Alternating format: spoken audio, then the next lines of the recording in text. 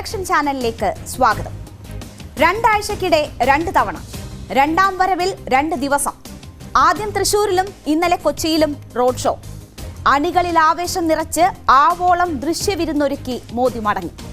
Booth പിടിച്ചാൽ രാജ്യം പിടിക്കാമെന്ന സന്ദേശം പ്രവർത്തകർക്ക് നൽകിയ മോദിയുടെ കേരള ദൗത്യം യഥാർത്ഥത്തിൽ എന്താണ്? പ്രധാനമന്ത്രി പദത്തിലേക്കുള്ള യാത്രയിൽ 2014-ലും രണ്ടാം ഊഴത്തിൽ 2019-ലും മോദി തന്നെ മുന്നിൽ നിന്ന് നയിച്ച തെരഞ്ഞെടുപ്പുകളിൽ നിന്ന് വിഭിന്നമായി BJP എന്താണ് കേരളത്തിൽ പ്രതീക്ഷിക്കുന്നത്? എന്താണ് BJPയുടെ പദ്ധതികൾ? ദക്ഷിണേന്ത്യൻ ദൗത്യത്തിൽ കേരളത്തിൽ നിന്ന് BJP പ്രതീക്ഷിക്കുന്നത് എന്തൊക്കെയാണ്? മോദി മടങ്ങിയിട്ടും ചോദ്യങ്ങൾ ബാക്കിയാണ്. മോദി ഷോയിൽ വീഴുമോ കേരളം? അയോധ്യയും ക്ഷേത്ര ദർശനവും വികസനത്തിന്റെ മേമ്പൊടിയും കേരളത്തിൽ വോട്ടാകുമോ? ദ ഇലക്ഷൻ ചാനൽ പരിശോധിക്കുന്നു. സ്വാഗതം.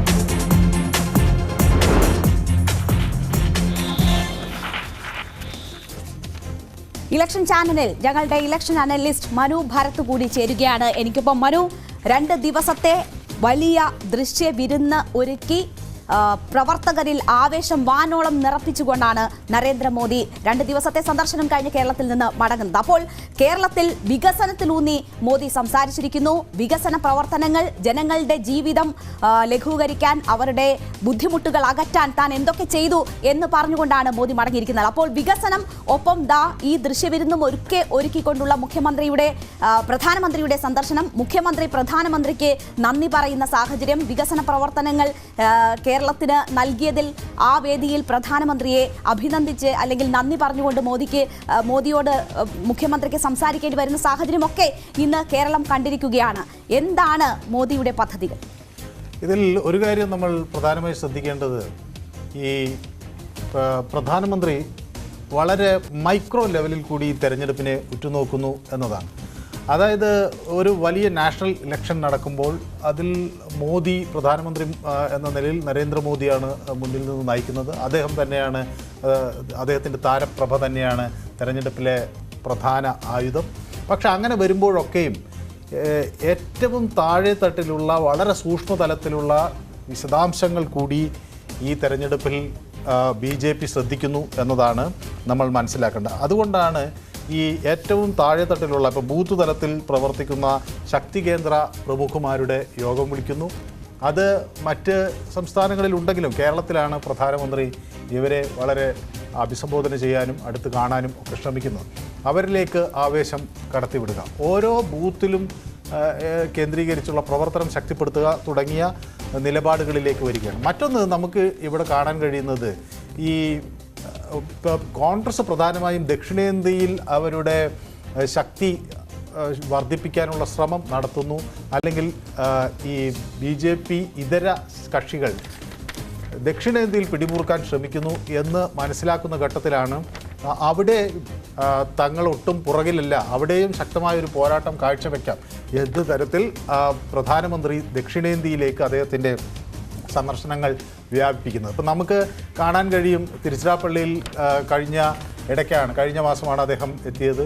അവിടെ തമിഴ്നാട്ടിൽ വലിയ പദ്ധതികൾ പ്രഖ്യാപിച്ചു. അതിനുശേഷം ലക്ഷദ്വീപിലേക്ക് പോകുന്നു. ലക്ഷദ്വീപിൽ വലിയ പദ്ധതികൾ, ഇപ്പോൾ സോളാർ സംവിധാനങ്ങൾ ഉൾപ്പെടെയുള്ള പദ്ധതികൾ പ്രഖ്യാപിക്കുന്നു. കേരളത്തിൽ വരുന്നു, ഇവിടെയും 4000 കോടി രൂപയുടെ പദ്ധതികളൊക്കെ പ്രഖ്യാപിക്കും. അങ്ങനെ തുടരെ ദക്ഷിണേന്ത്യയിൽ വരുന്നു. ഈ പദ്ധതികളുടെ പ്രഖ്യാപനമുണ്ടാകുന്നു. വലിയൊരു വികസന കുതിപ്പിലേക്ക് രാജ്യം പോകുന്നു എന്ന തരത്തിലുള്ള ഒരു അവബോധം സൃഷ്ടിക്കാനുള്ള ശ്രമം നടത്തുന്നു. ഇന്ന് പ്രധാനമന്ത്രിയുടെ സംസാരം, അദ്ദേഹം BJP ശക്തി കേന്ദ്ര പ്രമുഖ് സമ്മേളനത്തിലാണ് പ്രധാനമന്ത്രി ഇന്ന് സംസാരിക്കുന്നത്. ആ ശക്തി കേന്ദ്ര പ്രമുഖ് സമ്മേളനത്തിലുള്ള പ്രധാനമന്ത്രിയുടെ പ്രസംഗം പ്രവർത്തകരെ ആവേശം നിറയ്ക്കുന്നതായിരുന്നു. പിന്നീട് ഉദ്ഘാടന ചടങ്ങുകൾ നടന്ന ഇടത്തിൽ ഇവിടെ ഒരു വികസനം പ്രധാന അജണ്ടയാക്കുന്നു. എന്താണ് ദക്ഷിണേന്ത്യൻ സാഹചര്യം എന്നത് BJP മനസ്സിലാക്കുന്നു. അങ്ങനെ ഒരു ചുവടുമാറ്റം ഇന്നത്തെ മോദിയുടെ പ്രസംഗങ്ങളിൽ നമുക്ക് കാണണമോ? കൃത്യമായ രാഷ്ട്രീയമോ അല്ലെങ്കിൽ എതിർ രാഷ്ട്രീയ പാർട്ടികളെ കടന്നാക്രമിക്കാനോ ഒന്നും തയ്യാറാകാത്ത ഒരു സാഹചര്യം കൂടി ഉണ്ടായിട്ടുണ്ടല്ലോ ഇന്ന്. അല്ല, അദ്ദേഹം മറ്റൊരു രാഷ്ട്രീയ നിലപാട് കൂടി സ്വീകരിക്കും. നമുക്ക് കഴിഞ്ഞ കുറച്ച് കാലങ്ങളായി നമുക്ക് കാണാൻ കഴിയും. ഇപ്പോൾ 2023 നമുക്ക് ആദ്യഘട്ടങ്ങളിൽ തന്നെ അദ്ദേഹത്തിൻ്റെ റോഡ് ഷോയുടെ മാർച്ചിലും സെപ്റ്റംബറിലും ഒക്കെ പലതരം പ്രവർത്തനങ്ങൾ ഉണ്ടായിരുന്നല്ലോ. അപ്പോൾ സ്വാഭാവികമായി അന്ന് മുണ്ടുടുത്തു വരുന്നു പ്രധാനമന്ത്രി. അപ്പോൾ ഇവിടെ ഈ പ്രാദേശിക വികാരം ദക്ഷിണേന്ത്യയിൽ വലിയ തോതിൽ ശക്തിപ്പെട്ട ഒന്നാണ് എന്നൊരു തിരിച്ചറിവ് പ്രധാനമന്ത്രി തൻ്റെ തെരഞ്ഞെടുപ്പ് ക്യാമ്പയിനുകളിൽ പ്രകടമാക്കുന്നു എന്നതാണ് ഏറ്റവും രസകരമായ കാര്യം. ഇപ്പോൾ കർണാടക തെരഞ്ഞെടുപ്പിൽ ഞങ്ങളൊക്കെ അവിടെ ചെന്നിരുന്നു. അപ്പോൾ മല്ലികാർജ്ജുൻ ഖാർഗെ പ്രധാനമായി പറഞ്ഞ് കർണാടക സ്വാഭിമാനം ഞങ്ങൾക്കുണ്ട്, കർണാടകക്കാർ എന്ന തരത്തിൽ ഒരു അഭിമാനം, അത് ഒരു വലിയ പ്രാധാന്യത്തോടു കൂടി അദ്ദേഹം ഉയർത്തിപ്പിടിക്കുകയൊക്കെ ചെയ്തു. അതേപോലെ ഇപ്പോൾ ദക്ഷിണേന്ത്യയിൽ ഉള്ള ആളുകൾക്കും ഉത്തരേന്ത്യക്കാരെ പോലെ അവരുടെ ഒരു സംസ്ഥാനത്തിൻ്റെ ഒരു ആത്മാഭിമാനം ഉയർത്തിപ്പിടിക്കേണ്ട ഒരു ആവശ്യം രാഷ്ട്രീയമായി ഉണ്ട് എന്ന ഒരു പ്രഖ്യാപനം അവിടെ നടത്തുമ്പോൾ അതിന് ബദലായ ഒരു രീതി, അതായത് ഇവിടുത്തെ പ്രാദേശികമായ വികാരങ്ങളുമായി കണക്ട് ചെയ്യാൻ പ്രധാനമന്ത്രി ശ്രമിക്കുന്നു. അതുകൊണ്ട് മുണ്ടുടുത്ത് വരുന്നു, മലയാളം സംസാരിക്കുന്നു, തമിഴ്നാട്ടിലെത്തുമ്പോൾ അദ്ദേഹം തമിഴിനെ പ്രകീർത്തിച്ച് സംസാരിക്കുന്നു. അങ്ങനെ പ്രാദേശികമായ കരുത്തുകൾക്ക് വലിയ പ്രാധാന്യം BJP സർക്കാർ നൽകുന്നുണ്ട് എന്ന് വരുത്തി തീർക്കാൻ കൂടി, അല്ലെങ്കിൽ അങ്ങനെ കൂടി അത് അദ്ദേഹത്തിൻ്റെ ആശയം അതാണ് എന്ന ആളുകൾക്ക് വ്യക്തമാക്കാൻ കൂടി ഈ അവസരങ്ങൾ പ്രധാനമായും ഉപയോഗിക്കുന്നു എന്നതുകൂടി നമുക്ക് ഈ പ്രചരണത്തിന്റെ ഭാഗമായി നമുക്ക് തീർച്ചയായും. ഇന്ന് മോദി പ്രധാനമായും പ്രവർത്തകരോട് പറഞ്ഞത് എന്താണ്? പ്രവർത്തകരോട് മോദി പറയുന്നു സ്വന്തം ബൂത്തുകളിൽ സജീവമാകാൻ. 2, കേരളത്തിലെ എല്ലാ വീടുകളിലും രാമജ്യോതി തെളിയിക്കുന്നു എന്ന് ഉറപ്പാക്കണമെന്ന് നരേന്ദ്രമോദി പറയുകയാണ്. ഇന്ന് പ്രധാനമായും അദ്ദേഹം പറഞ്ഞിട്ടുള്ളത് ഈ 2 കാര്യങ്ങളാണ്. നമുക്ക് മനു, എന്തൊക്കെയാണ് ഈ BJPയുടെ പ്രതീക്ഷകൾ എന്നത് നോക്കുമ്പോൾ അവർ തൃശ്ശൂർ പ്രധാനമായും ലക്ഷ്യം വെക്കുന്നു എന്നത് മോദിയുടെ ഈ 2 വരവുകളിൽ നിന്ന് തന്നെ നമുക്ക് വ്യക്തമാണ്. അപ്പോൾ തൃശ്ശൂർ പ്രധാനമാണ്. മറ്റ് ഏതൊക്കെ ഇടങ്ങൾ, ഏതൊക്കെ മണ്ഡലങ്ങൾ BJP അവരുടെ ലക്ഷ്യകേന്ദ്രങ്ങളായി കാണുന്നു എന്നത് കൂടി നമുക്ക് പരിശോധിക്കാം. കാർഡുകളിലേക്ക് പോകാം. BJP ലക്ഷ്യമിടുന്ന സീറ്റുകൾ തിരുവനന്തപുരം, പിന്നീട് അവർ പ്രതീക്ഷ വെക്കുന്ന ഇടം പത്തനംതിട്ടയാണ്. നമ്മൾ കാണുന്നത് പോലെ തന്നെ തൃശ്ശൂർ അവരുടെ പ്രധാനപ്പെട്ട പ്രതീക്ഷാ കേന്ദ്രങ്ങളിലൊന്നാണ്. A ക്ലാസ് മണ്ഡലങ്ങളിൽ ഏറ്റവും പ്രധാനം എന്ന് തന്നെ പറയാം തൃശ്ശൂർ. സുരേഷ് ഗോപി അവിടെ സ്ഥാനാർത്ഥിയായി എത്തും എന്നത് ഏറെക്കുറെ ഉറപ്പാണ്. അദ്ദേഹത്തിന്റെ സ്ഥാനാർത്ഥി പ്രഖ്യാപനം കൂടിയായി വേണം മോദിയുടെ 2 ദിവസത്തെ സന്ദർശനങ്ങളെ നമ്മൾ കാണാൻ. ആറ്റിങ്ങൽ വി മുരളീധരൻ മത്സരിക്കാൻ സന്നദ്ധത പ്രകടിപ്പിച്ചിട്ടുണ്ട്. ഇതിനോടകം തന്നെ അദ്ദേഹം ആ മണ്ഡലം കേന്ദ്രീകരിച്ചുള്ള പ്രവർത്തനങ്ങളിൽ കഴിഞ്ഞ കുറെ കാലമായുണ്ട്. ആറ്റിങ്ങലിൽ വി മുരളീധരൻ തന്നെ സ്ഥാനാർത്ഥിയാകുമെന്ന് ഏറെക്കുറെ ഉറപ്പാണ്. പാലക്കാട് C കൃഷ്ണകുമാർ സ്ഥാനാർത്ഥിയാകും എന്ന് പ്രതീക്ഷിക്കപ്പെടുന്നു. അവരുടെ A ക്ലാസ് മണ്ഡലങ്ങളിലൊന്നാണ്. BJPയെ സംബന്ധിച്ച് പ്രതീക്ഷ ഉള്ള ഒരു ഇടം കൂടിയാണ് പാലക്കാട്. മനു, 5 മണ്ഡലങ്ങൾ ആ രീതിയിൽ വളരെ പ്രധാനപ്പെട്ടതായി BJP കാണുന്നു. ഇവിടങ്ങൾ കേന്ദ്രീകരിച്ച് ഉള്ള പ്രവർത്തനം അവർ ശക്തിപ്പെടുത്തുകയുമാണ്. ഇതിൽ തിരുവനന്തപുരത്ത് നിന്ന് നമ്മൾ തുടങ്ങിയാൽ രാജഗോപാൽ കഴിഞ്ഞ ദിവസങ്ങളിൽ പറഞ്ഞത് നമ്മൾ കാണേണ്ടതുണ്ട്. ശശി തരൂർ സ്ഥാനാർത്ഥിയെങ്കിൽ അദ്ദേഹത്തിനെ മറികടക്കാൻ ആരുമില്ല എന്നൊരു സന്ദേശം 2014 അവിടെ മത്സരിച്ച് 2ാം സ്ഥാനത്തെത്തിയ രാജഗോപാൽ നൽകുകയാണ്. രാജഗോപാൽ പലപ്പോഴും ഇങ്ങനെ അദ്ദേഹത്തിൻ്റെ ഒരു ശുദ്ധമനസ്സുകൊണ്ട് അദ്ദേഹത്തിന് ചില സ്ലിപ്പ് ഓഫ് ദി ടങ്ങുകൾ സംഭവിക്കാറുണ്ട്. പലപ്പോഴും അത് അദ്ദേഹത്തിന് തന്നെ വലിയ രാഷ്ട്രീയ വിനയാകുകയും ചെയ്യാറുണ്ട്. അദ്ദേഹം ഒരു രാഷ്ട്രീയത്തിനപ്പുറത്ത് കാര്യങ്ങളെ കാണുകയും രാഷ്ട്രീയത്തിനപ്പുറത്ത് ഒരു ആദരവ് കിട്ടിയ ആളെന്ന രീതിയിൽ അദ്ദേഹം പലപ്പോഴും അങ്ങനെയൊക്കെയുള്ള ചില പ്രയോഗങ്ങൾ നടത്തും. പക്ഷേ തെരഞ്ഞെടുപ്പ് രാഷ്ട്രീയത്തിൽ ഒരുപക്ഷെ അത് പ്രതീക്ഷിച്ച ഫലമല്ല ഉണ്ടാക്കുക എന്നത് ശ്രദ്ധേയമാണ്. പക്ഷേ ഇവിടെ നമുക്ക് കാണേണ്ട ഒരു കാര്യം, ഈ 5 മണ്ഡലങ്ങൾ വളരെ ശ്രദ്ധാപൂർവം BJP കേന്ദ്രീകരിക്കുന്നു എന്നതാണ്. അപ്പോൾ നമുക്ക് അറിയാം, ഇത് തിരുവനന്തപുരത്ത് ഇപ്പോൾ 2 ടേമിന് മുന്നേ അവിടെ BJPക്ക് ഉണ്ടായിരുന്ന വോട്ട് ഷെയർ ഞാൻ പരിശോധിക്കാം, 11.4% വോട്ട് ഷെയറാണ് ഉണ്ടായത്. അപ്പോൾ അവിടെ നിന്നാണ് 2009 ഈ 11.4% വോട്ട് ഷെയറിൽ നിന്ന് അത് വലിയൊരു കുതിപ്പിലേക്ക് വരുന്നത് രാജഗോപാലിൻ്റെ കാലത്താണ്. 32% വോട്ട് ഷെയറിലേക്ക് വരുന്നു. പിന്നീട് അത് 2019 ആകുമ്പോൾ അത് കുറച്ച് താഴ്ന്നു. രാജഗോപാലിന് കേരളത്തിൽ മറ്റ് ഏതൊരു BJP നേതാവിനേക്കാളും ജനസമ്മതിയുണ്ട്. മാത്രമല്ല ഈ 2014 കുറേ കൂടി ഒരു മെച്ചപ്പെട്ട ഒരു പ്രകടനം തിരുവനന്തപുരത്ത് കാഴ്ചവെക്കാൻ കഴിയുന്നു. അത് തിരുവനന്തപുരത്തിൻ്റെ മാത്രം ഒരു പ്രത്യേകതയല്ല. കഴിഞ്ഞ തവണ കോൺഗ്രസ്സിന് വലിയ ഒരു നേട്ടം ശബരിമലയും അതുപോലെ മറ്റ് രാഹുൽ ഫാക്ടർ ഒട്ടനവധി വിഷയങ്ങൾ ഉണ്ടാക്കിയിരുന്നു. 2014 ഒരു മോദി ഫാക്ടർ, ഒരു വലിയ ചേഞ്ച് എന്ന നിലയിൽ ഒക്കെയുള്ള ഒരു മാറ്റം, BDJS-ഉമായിട്ടൊക്കെയുള്ള സഖ്യമൊക്കെ അവർക്കൊരു സാധ്യതയായിരുന്നു. രണ്ടാമത് ഈ പറഞ്ഞ കാര്യങ്ങൾ. മനു, ഇവിടെ ഇപ്പോൾ ഒരു സർപ്രൈസ് കാൻഡിഡേറ്റ് തിരുവനന്തപുരത്ത് ഉണ്ടാകും എന്ന ചില സൂചനകൾ വരുന്നുണ്ട്. കുമ്മനം രാജശേഖരനോ രാജഗോപാലോ ഇനി മത്സരിക്കാനുള്ള സാധ്യതയുണ്ടോ? അതിനപ്പുറം ഒരു സർപ്രൈസ് കാൻഡിഡേറ്റിനെ തന്നെ BJP അവതരിപ്പിക്കാനാണോ സാധ്യത?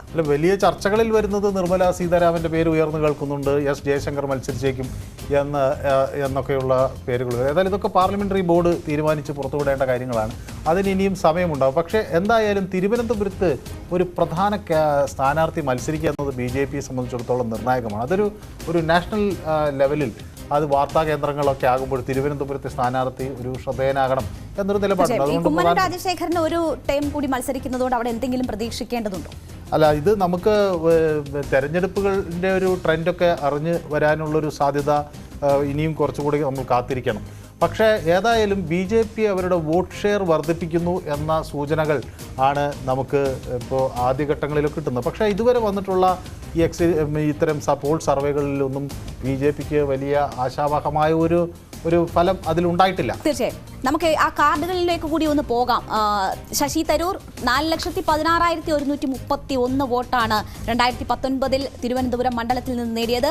കുമ്മനം രാജശേഖരൻ രണ്ടാം സ്ഥാനത്തെത്തി 3,16,142. 2014-ലും 19-ലും BJP രണ്ടാം സ്ഥാനത്തെത്തിയ ഏക മണ്ഡലം കൂടിയാണ് ലോക്സഭാ തെരഞ്ഞെടുപ്പിൽ തിരുവനന്തപുരം എന്ന കാര്യം നമ്മൾ ഓർക്കണം. C. ദിവാകരൻ മൂന്നാം സ്ഥാനത്തേക്ക് പിന്തള്ളപ്പെട്ടു പോയ തെരഞ്ഞെടുപ്പ് കൂടിയാണ്. 2,58,556 വോട്ടുകളാണ് C. ദിവാകരൻ സ്വന്തമാക്കിയത്. ഈ വോട്ട് ഷെയർ നമ്മൾ നോക്കുകയാണെങ്കിൽ BJPക്ക് രണ്ടാം സ്ഥാനത്ത് എത്താൻ കഴിയുന്ന ഏക മണ്ഡലം എന്ന ഒരു പ്രത്യേകത തിരുവനന്തപുരത്തെ സംബന്ധിച്ചുണ്ട്. ഇപ്പോൾ പക്ഷേ ആ ഒരു ട്രെൻഡ് അതേപോലെ നിലനിൽക്കുന്നുണ്ട് എന്ന് നമുക്ക് ഇപ്പോഴത്തെ സാഹചര്യത്തിൽ പറയാൻ പറ്റുമോ മനു? അല്ല, സ്വാഭാവികമായും നമുക്ക് മുന്നിലുള്ള ഏറ്റവും ഒടുവിലത്തെ കണക്ക് നിയമസഭാ തെരഞ്ഞെടുപ്പുകളിലാണ്. അവിടെ ഈ കോവളത്ത് വിൻസെന്റിന് ഒരു നേട്ടമുണ്ടാക്കാൻ കഴിഞ്ഞു എന്നതിനപ്പുറത്തേക്ക് ഈ നിയമസഭാ മണ്ഡലങ്ങളിലൊന്നും തന്നെ, അതായത് പാർലമെന്റ് വരുന്ന നിയമസഭാ മണ്ഡലങ്ങളിലൊന്നും തന്നെ ഒരു മേൽക്കൈ നേടാൻ UDFന് കഴിഞ്ഞിട്ടില്ല. പക്ഷെ അത് ഒന്നും തെരഞ്ഞെടുപ്പിൽ, പാർലമെന്റ് തെരഞ്ഞെടുപ്പിൽ അത് എങ്ങനെ പ്രതിഫലിക്കും എന്ന് നമുക്ക് പറയാൻ കഴിയില്ല. കാരണം അവിടെ ഒരു വിന്നബിലിറ്റി ഒരു വലിയ ഘടകമാണ്. ശശി തരൂരിൻ്റെ ഒരു സ്റ്റേച്ചർ വേറെയാണ്. അപ്പോൾ ആ ഫാക്ടേഴ്സൊക്കെ അതിൽ വർക്ക് ചെയ്യായിരിക്കും. പക്ഷേ ഇനി ഇപ്പോൾ നമുക്ക് മുന്നിലുള്ള കണക്കുകൾ അനുസരിച്ച് ഒരു 10% ഡിഫറൻസാണ് BJPക്ക് കോൺഗ്രസ് സ്ഥാനാർത്ഥിയുമായി ഉള്ളത്. ഇപ്പോൾ 41.19% വോട്ടുകൾ ശശി തരൂർ നേടുമ്പോൾ കുമ്മനം രാജശേഖരന് കിട്ടിയിട്ടുള്ളത് 31.30% വോട്ടാണ്. അത് പിന്നെ കഴിഞ്ഞ കാലത്തേക്കാൾ കുറച്ച് കുറവുമാണ്. അപ്പോൾ പക്ഷേ അത് വേണമെങ്കിൽ കുറേ കൂടി വർദ്ധിപ്പിക്കാം. പക്ഷേ അത് വർദ്ധിപ്പിച്ചാൽ കൂടി വിജയിക്കാൻ കഴിയുമോ എന്നത് ഇനിയുള്ള ഒരു മാസീവായിട്ടുള്ളൊരു മാറ്റം ഉണ്ടാകണം. അപ്പോൾ ആ നിലയ്ക്ക് 1,00,000 വോട്ടുകൾ തീർച്ചയായും. എന്തായാലും BJPയുടെ അടുത്ത സാധ്യതാ മണ്ഡലങ്ങളിലേക്ക് കൂടി നമുക്ക് പോകേണ്ടതുണ്ട്. BJP സാധ്യത കൽപ്പിക്കുന്ന മറ്റൊരു മണ്ഡലം ആറ്റിങ്ങലാണ്. ആറ്റിങ്ങലിലെ കഴിഞ്ഞ തവണത്തെ സാഹചര്യം 2019 സാഹചര്യം നോക്കാം. അടൂർ പ്രകാശ് 3,80,995 വോട്ട് നേടിയാണ് അവിടെ നിന്നും വിജയിക്കുന്നത്. A. സമ്പത്ത് രണ്ടാം സ്ഥാനത്തെത്തിയ CPM സ്ഥാനാർത്ഥി 3,42,748 വോട്ടാണ് നേടിയിട്ടുള്ളത്. മൂന്നാം സ്ഥാനത്താണ് BJP. ശോഭാ സുരേന്ദ്രനായിരുന്നു മത്സരിച്ചത്. 2,48,081 വോട്ടാണ് ശോഭാ സുരേന്ദ്രൻ നേടിയത്. മനു, ഇവിടെ ഇപ്പോൾ V. മുരളീധരൻ ആറ്റിങ്ങൽ മണ്ഡലം പ്രതീക്ഷയോടുകൂടി കാണുന്നുണ്ട്. അവിടെ മത്സരിക്കണം എന്ന ഉള്ള താല്പര്യം അദ്ദേഹം തന്നെ പ്രകടിപ്പിക്കുന്നു. പക്ഷേ ഈ കണക്കുകൾ അത്ര ആശാവഹമാണ് എന്ന് നമുക്ക് കരുതാമോ? വലിയൊരു മത്സരം V. മുരളീധരനെ സംബന്ധിച്ച് കാഴ്ചവെക്കാൻ കഴിയുമോ? കഴിഞ്ഞ കുറേ നാളുകളായി അദ്ദേഹം ആറ്റിങ്ങൽ കേന്ദ്രീകരിച്ചുള്ള അദ്ദേഹത്തിന്റെ പ്രവർത്തനം നടത്തുന്നുണ്ട്. എന്തെങ്കിലും മാറ്റം ഇത് സൃഷ്ടിക്കുമോ? അല്ല, അവിടെ കഴിഞ്ഞ തെരഞ്ഞെടുപ്പിൽ ഒരു 24.18% വോട്ടുകൾ നേടാൻ അവിടെ ശോഭാ സുരേന്ദ്രന് കഴിഞ്ഞിട്ടുണ്ട്. അപ്പോൾ അത് ആറ്റിങ്ങൽ മണ്ഡലത്തെ സംബന്ധിച്ചിടത്തോളം അതൊരു വലിയ നേട്ടമായിട്ട് വേണം കാണാൻ. അപ്പോൾ ഇനി V. മുരളീധരൻ്റെ ഇപ്പോൾ ഒരു സ്റ്റേച്ചർ കുറേ കൂടി ഒരു കേന്ദ്രമന്ത്രി എന്ന നിലയിൽ അത് മെച്ചപ്പെടുകയൊക്കെ ചെയ്തിട്ടുണ്ട്. അപ്പോൾ അത് സാധാരണ ആറ്റിങ്ങൽ മാത്രമല്ല, ശോഭാ സുരേന്ദ്രൻ മത്സരിക്കുമ്പോൾ പാർട്ടിക്കുള്ളിൽ തന്നെ ചില പ്രശ്നങ്ങളും ഒക്കെ ഉണ്ടായിരുന്നു അല്ലേ? അതെ, അന്ന് ചില തർക്കങ്ങളൊക്കെ ഉണ്ടായിരുന്നു. ഏതായാലും അത് 10.6% വോട്ട് ഷെയറാണ് അവിടെ ഉണ്ടായിരുന്നത്. അതിൽ നിന്നാണ് ഈ BJPയുടെ വോട്ട് 24.18 ശോഭാ സുരേന്ദ്രൻ പിന്നെ ഉയർത്തിയിട്ടുള്ളത്. അപ്പോൾ ഇനി ആ നിലയ്ക്ക് ഒരു വലിയ മാറ്റം ഉണ്ടാക്കാൻ ആറ്റിങ്ങലിൽ കഴിയുമോ എന്ന ചോദ്യം അവിടെയുണ്ട്. വി മുരളീധരനെ പോലെ ഒരു സ്ഥാനാർത്ഥി അവിടെ മത്സരിക്കുമ്പോൾ തിരുവനന്തപുരവുമായി അടുത്ത് കിടക്കുന്ന മണ്ഡലമാണ്. വികസനം മുടക്കി അല്ലെങ്കിൽ കേരളത്തിന് പാര വെക്കുന്ന കേന്ദ്രമന്ത്രി എന്ന നിലയിലാണ് വി മുരളീധരനെ മറുപക്ഷം ഇവിടെ അവതരിപ്പിക്കുന്നത്. അല്ല, അതൊക്കെ സ്വാഭാവികമായും രാഷ്ട്രീയപരമായൊക്കെ ആരോപണങ്ങൾ വരുമ്പോൾ അതൊക്കെ സ്വാഭാവികമായും ഉണ്ടാകുന്നതാണ്. പക്ഷേ വി മുരളീധരനെ നമുക്കറിയാം, അദ്ദേഹം വളരെ ശാന്ത ആയിട്ടുള്ളൊരു വ്യക്തിയാണ്. അദ്ദേഹം വളരെ അഗ്രസീവായ ഒരു പൊളിറ്റീഷ്യൻ എന്ന് നമുക്ക് പറയാൻ കഴിയില്ല. അദ്ദേഹം വളരെ സംയമനത്തോടു കൂടി പ്രതികരണങ്ങൾ നടത്തി ഗുണം ചെയ്തിട്ടുണ്ട്. മാത്രമല്ല, അദ്ദേഹം കേരളത്തിൻ്റെ പൊതുകാര്യങ്ങളിൽ ഒക്കെ അദ്ദേഹത്തിൻ്റെ അഭിപ്രായങ്ങൾ കേരളത്തിൽ നിന്നുള്ള BJP നേതാവ് എന്നല്ല, അതായത് വളരെ കേന്ദ്രത്തിൽ വളരെ സ്വീകാര്യനായ ഒരു വ്യക്തി എന്ന നിലയിലൊക്കെയാണ്. അപ്പോൾ അവിടെ ഇപ്പോൾ ശോഭാ സുരേന്ദ്രൻ ഇപ്പോൾ ഈ അവിടെ വളരെ ടൈറ്റ് ഫൈറ്റാണ് ഈ അടൂർ പ്രകാശും സമ്പത്തും തമ്മിൽ നടന്നത്. ഒരു 40,000 വോട്ടിൻ്റെയൊക്കെ ഒരു ഡിഫറൻസാണ് അന്ന് എന്ന് വെച്ചാൽ ഒരു 38,247 വോട്ട് കൃത്യമായി പറയുകയാണെങ്കിൽ ഒരു ഡിഫറൻസാണ് അന്ന് അവർക്കുണ്ടായിരുന്നത്. ഏതായാലും ശോഭാ സുരേന്ദ്രനും 1,00,000 വോട്ടിൻ്റെ കുറവുണ്ട്. ഏതാണ്ട് 1,00,000 വോട്ടിൻ്റെ കുറവാണ് തെരഞ്ഞെടുപ്പിൽ അവർക്കുണ്ടായത്. അപ്പോൾ ഇത് മറികടക്കാൻ ഒരു 50,000 വോട്ടിൻ്റെ അധികം ഉണ്ടാക്കാൻ ആറ്റിങ്ങൽ മണ്ഡലത്തിൽ കഴിയുമോ എന്നതാണ് അവരുടെ ഒരു മുന്നിലെ പ്രധാന വെല്ലുവിളി. ഏതായാലും സമ്പത്തിന് അവിടെ 45.67% വോട്ട് നേരത്തെ തന്നെ കിട്ടിയിട്ടുണ്ട് 2014. അതേസമയം നമുക്കിപ്പോൾ 2014 ഒരു കണക്കെടുത്ത് നോക്കുകയാണെങ്കിൽ 6.59% വോട്ടാണ് അന്നത്തെ BJPയുടെ ഗിരിജാകുമാരി എന്ന സ്ഥാനാർത്ഥി കിട്ടിയത്. അപ്പോൾ അവിടെ നിന്നാണ് പിന്നെ ഇത് 10.6 ആവുകയും 24.18 ആവുകയും 1.8 ആവുകയും ഒക്കെ ചെയ്തിട്ടുണ്ട്. അപ്പോൾ ആ വളർച്ച നമുക്ക് വേണമെങ്കിൽ അത് അവിടെ കേന്ദ്രീകരിച്ചുള്ള പ്രവർത്തനങ്ങളും മുതൽക്കൂട്ടാകുമെന്ന ഒരു പ്രതീക്ഷയായിരിക്കാം വി മുരളീധരനെ സംബന്ധിച്ചുള്ളത്. നമ്മൾ ആറ്റിങ്ങൽ നിന്ന് പോകുന്നത് തൃശ്ശൂരിലേക്കാണ്. BJPയുടെ ഏറ്റവും സാധ്യത അവർ ഈ ലോക്സഭാ തെരഞ്ഞെടുപ്പിൽ കൽപ്പിക്കുന്ന മണ്ഡലമാണ് തൃശ്ശൂർ. തൃശ്ശൂർ കേന്ദ്രീകരിച്ച് കഴിഞ്ഞ ലോക്സഭാ തെരഞ്ഞെടുപ്പിലേറ്റ പരാജയത്തിന് ശേഷം സുരേഷ് ഗോപി അവിടെ പ്രവർത്തിക്കുന്നു. അതിനുശേഷം അവിടെ നിയമസഭാ തെരഞ്ഞെടുപ്പിൽ അദ്ദേഹം മത്സരിച്ച് പരാജയപ്പെടുന്നു. അതിനുശേഷവും അദ്ദേഹം ആ മണ്ഡലത്തിൽ കേന്ദ്രീകരിച്ച് തന്നെ പ്രവർത്തനം തുടരുന്നു. അതൊക്കെ വലിയ പ്രതീക്ഷ BJPയെ സംബന്ധിച്ച് അവിടെ ഉണ്ടാക്കിയിട്ടുണ്ട്. അവിടെ വോട്ട് ഷെയർ കൂട്ടാൻ സുരേഷ് ഗോപിക്ക് കഴിഞ്ഞു എന്ന അനുകൂല സാഹചര്യം അതൊക്കെയും ഗുണം ചെയ്യുമെന്നതാണ് BJPയുടെ പ്രതീക്ഷ. അത് മുൻനിർത്തി തന്നെയാണ് മോദിയും തൃശ്ശൂരിലേക്ക് പറന്നെത്തിയത്. അവിടെ രണ്ടാമതും എത്തുന്നത് സുരേഷ് ഗോപിയുടെ മകളുടെ വിവാഹത്തിൽ ഉൾപ്പെടെ പങ്കെടുത്തുകൊണ്ട് ഇത്തരം ഒരു അന്തരീക്ഷം സൃഷ്ടിക്കുന്നത്. നമുക്ക് കണക്കുകൾ കൂടി നോക്കാം. തൃശ്ശൂരിൽ TN പ്രതാപൻ വിജയിക്കുന്നത് 4,15,089 വോട്ടുകൾ നേടിക്കൊണ്ടാണ്. രാജാജി മാത്യു തോമസിനെയാണ് അദ്ദേഹം പരാജയപ്പെടുത്തുന്നത്. 3,21,456 വോട്ടാണ് രാജാജി മാത്യു തോമസിന് നേടാൻ കഴിഞ്ഞിട്ടുള്ളത്. സുരേഷ് ഗോപി 3-ാം സ്ഥാനത്താണ്.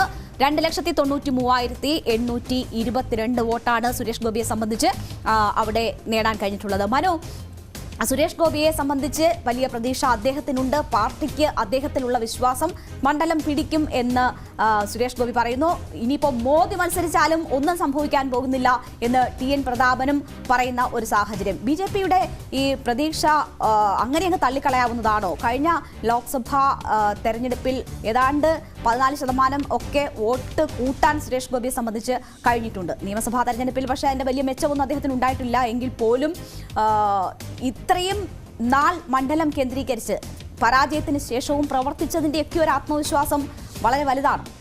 അതെ, 2009 ഏതാണ്ട് ഒരു 6% മുകളിൽ മാത്രം വോട്ടുണ്ടായിരുന്ന ഒരു വോട്ട് ഷെയറാണ് BJPക്ക് തൃശ്ശൂരിൽ ഉണ്ടായിരുന്നത്. അതാണ് നമുക്ക് 2014 അവിടെ KP ശ്രീശൻ മത്സരിക്കുമ്പോൾ നമുക്ക് കാണാൻ കഴിയുന്നത്. അതൊരു 11.15% ഉയരുകയാണ്. ഏതാണ്ട് 1,00,000-ഓളം വോട്ട് പിടിക്കുക. അപ്പോൾ ഒരു സൈസബിൾ വോട്ട് ഷെയർ എന്ന് വേണമെങ്കിൽ പറയാം. സാധാരണ ചെറിയ സംഖ്യകൾക്കൊക്കെ മത്സരിച്ച് പരാജയപ്പെടുന്ന സാഹചര്യത്തിൽ നിന്ന് വ്യത്യസ്തമായി ഇവിടെ 1,00,000-ഓളം വോട്ട് പിടിക്കാൻ അദ്ദേഹത്തിന് കഴിയുകയാണ്. പക്ഷേ അതിനുശേഷമാണ് 2019 നമുക്ക് ഈ സുരേഷ് ഗോപിയുടെ ഇത്. അപ്പോൾ നേരത്തെ ഉണ്ടായിരുന്ന ഈ 11.15% വോട്ട് ആണ് ഉണ്ടായിരുന്നെങ്കിൽ അവിടെ നിന്ന് 28.2 എന്ന നിലയിലേക്ക് പോകുന്നു. അതായത് ഒരു 17% വളരെ ശക്തമായൊരു വർധന ഈ വോട്ടിൽ ഉണ്ടായിരിക്കുന്നു. മാത്രമല്ല, നമുക്ക് ഇവിടെ കാണാൻ കഴിയുന്നത് നേരത്തെ നമ്മളിപ്പോൾ ഈ 2014 വരികയാണെങ്കിൽ അന്ന് ഈ CN ജയദേവനായിരുന്നു KP ധനപാലിനെ എതിരിട്ടത്. അവർ തമ്മിൽ ഒരു ടൈറ്റ് ഫൈറ്റ് അന്ന് ഉണ്ടായിരുന്നു. നേരിയ ഒരു വോട്ടിൻ്റെ ഒരു വ്യത്യാസം എന്ന് വെച്ചാൽ അന്ന് CN ജയദേവന് ഒരു 3,89,000 വോട്ടൊക്കെ കിട്ടുമ്പോൾ മറ്റേ KP ധനപാലിന് 3,50,000 വോട്ട്, ഏതാണ്ട് ഒരു 30,000-40,000 വോട്ടിൻ്റെ ഒരു മാർജിൻ ആണ് വരുന്നത്. പക്ഷേ TN പ്രതാപൻ കഴിഞ്ഞ വർഷം വലിയൊരു കോൺഗ്രസിൻ്റെ ഒരു അനുകൂല ട്രെൻഡ് ഉണ്ടാകുകയും അത് 1,00,000-ൽ പിന്നെ 1,00,000-തോട് അടുപ്പിച്ച് ഏതാണ്ട് 93,000 വോട്ടിന് ജയിക്കുന്നൊരു സാഹചര്യം ഉണ്ടായി. രാജാജി മാത്യു തോമസിന് വലിയൊരു മത്സരം അങ്ങനെ ആ നിലയ്ക്ക് CN ജയദേവനോട് താരതമ്യം ചെയ്യുമ്പോൾ കാഴ്ചവെക്കാൻ കഴിഞ്ഞില്ല എന്നുള്ളത്. പക്ഷേ അവിടെ ഈ സെക്കൻഡ് പൊസിഷനിലേക്ക് ഉള്ളൊരു ഫൈറ്റ് നോക്കിയാൽ സുരേഷ് ഗോപിയും ഈ രാജാജി മാത്യു തോമസും തമ്മിലുള്ള ഒരു വ്യത്യാസം എന്ന് പറയുന്നത് കേവലം ഒരു 10-30,000 വോട്ടിൻ്റെ ഒരു വ്യത്യാസം മാത്രമേ ഉള്ളൂ. എന്ന് വെച്ചാൽ ഒരു 15,000 വോട്ട് അങ്ങോട്ടോ ഇങ്ങോട്ടോ മറിഞ്ഞാൽ അത് ഒരു നേട്ടമായി അദ്ദേഹത്തിന് ഉയർത്തി കാണിക്കാൻ കഴിയും. ഇത്തവണ സുനിൽകുമാറിന്റെ മത്സരിക്കാനുള്ള സാധ്യത ഒക്കെ ചൂണ്ടിക്കാണിക്കപ്പെടുന്നുണ്ട്. സ്ഥാനാർത്ഥികൾ വളരെ നിർണായകമാകുമോ തൃശ്ശൂരിനെ? അതെ, സുനിൽകുമാർ മത്സരിച്ചേക്കുമെന്ന് വളരെ ശക്തമായ വ്യൂഹങ്ങളുണ്ട്. അദ്ദേഹത്തെ തന്നെ ആയിരിക്കും മിക്കവാറും സ്ഥാനാർത്ഥിയായി പരിഗണിക്കുക എന്നാണ് ഞാനും കരുതുന്നത്. അങ്ങനെ വന്നു കഴിഞ്ഞാൽ അവിടെ വലിയ മത്സരത്തിനൊരു വേദിയാകും. തൃശ്ശൂർ എന്ന് പറയുന്നത് ഒരു വലിയ ത്രികോണ മത്സരത്തിന് ഒരു വേദിയാകും. കാരണം സുനിൽകുമാർ തൃശ്ശൂർകാരനാണ്, അദ്ദേഹത്തിന് സ്വാഭാവികമായും അവിടെ പിന്നെ വലിയ പിന്തുണയുണ്ട്. അതെ, TN പ്രതാപനും ഒക്കെ അതേപോലെ വലിയ തൃശ്ശൂരുമായി അടുത്തറിയുന്ന ആളുകളാണ്. അവിടെ നിന്നിപ്പോൾ സുരേഷ് ഗോപി കൊല്ലത്തുകാരനാണ്, അദ്ദേഹം അവിടെ ചെന്നു തൃശ്ശൂരിൽ ഇപ്പോൾ ഒരു തൃശ്ശൂർക്കാരനെ പോലെയാണ് അദ്ദേഹത്തിൻ്റെ പെരുമാറ്റവും രീതികളൊക്കെ. സ്വാഭാവികമായും അവിടെ ഒരു വലിയ ഫൈറ്റ് നടക്കും. അപ്പോൾ ഇതിൻ്റെ മാർജിൻ എന്തായാലും നേരിയ തോതിൽ മാത്രമേ വ്യത്യാസമുണ്ടാകാൻ ഉള്ളൊരു സാധ്യതയുള്ളൂ എന്ന് വേണമെങ്കിൽ നമുക്കിപ്പോൾ അനുമാനിക്കാം. പക്ഷേ അവസാന നിമിഷം തെരഞ്ഞെടുപ്പിൻ്റെ ഫാക്ടേഴ്സ് ഇവിടെ 16% വോട്ട് ഷെയറിന്റെ വ്യത്യാസം ആദ്യ തെരഞ്ഞെടുപ്പിൽ മത്സരിക്കുമ്പോൾ സുരേഷ് ഗോപിക്ക് ഉണ്ടാക്കാൻ സാധിക്കുന്നുണ്ട്. ഒന്നാമതെത്തിയ ആളിൽ നിന്നുള്ള വ്യത്യാസം എന്ന് പറയുന്നത് ഏതാണ്ട് 10%-11% മാത്രമാണ്. അപ്പോൾ വലിയൊരു മാറ്റം വേണമെങ്കിൽ സുരേഷ് ഗോപിക്ക് അപ്രാപ്യമല്ല എന്ന് നമുക്ക് പറയാൻ കഴിയുമോ? അത് വേറൊരു കാര്യം എന്ന് പറഞ്ഞാൽ നമുക്കറിയാം, സ്വാഭാവികമായി BJPയുടെ ഒരു പ്രശ്നം അവരുടെ ഒരല്പം BJP അനുഭാവമുള്ള ആളുകൾ പോലും ഒരു വിന്നിങ് പോസിബിലിറ്റി വളരെ ശക്തമായി പരിശോധിക്കും. വിന്നിങ് അല്ലാത്ത കാൻഡിഡേറ്റ്സിനെ വിജയിപ്പിക്കുക അല്ലെങ്കിൽ വിന്നിങ് സാധ്യതയില്ലാത്ത കാൻഡിഡേറ്റ്സിന് വോട്ട് ചെയ്യുക എന്നുള്ളത് പലപ്പോഴും അവരത് മാറ്റിയിട്ട് വിന്നിങ് സാധ്യതയുള്ള ആളുകൾ കൊടുക്കാറുണ്ട്.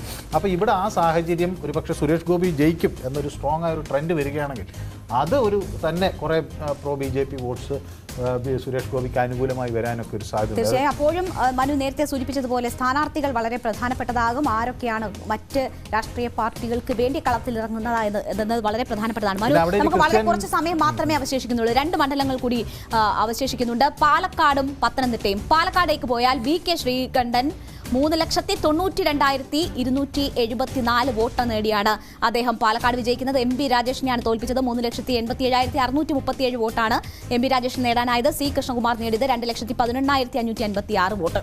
പത്തനംതിട്ടയിലേക്ക് വന്നാൽ ആന്റോ ആന്റണിയാണ് അവിടെ വിജയിച്ചത്. 3,80,927 വോട്ട് ആന്റണി നേടുന്നുണ്ട്. വീണ ജോർജ് 3,36,684 വോട്ട് നേടി 2ാം സ്ഥാനത്ത്. K സുരേന്ദ്രൻ മത്സരിച്ചിട്ടും 2,97,396 വോട്ടാണ് നേടാനായത്.